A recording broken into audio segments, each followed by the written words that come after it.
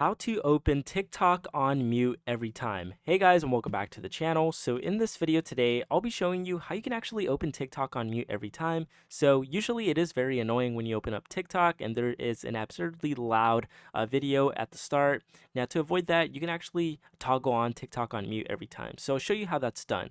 Now head over to your settings page here by clicking settings and privacy. Now basically in here, make your way down to the playback setting, click on it. Now in the playback setting, you can actually see that we have two options. Now the first option is what you're going to want to go ahead and use here. It's going to be the open TikTok on mute option.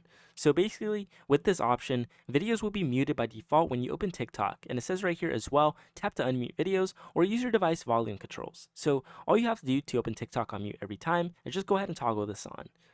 So basically that's how you go ahead and open TikTok on mute every time. It's very simple and it's super easy. So if you did find this video helpful, please leave a like and subscribe, and I will see you guys until next time.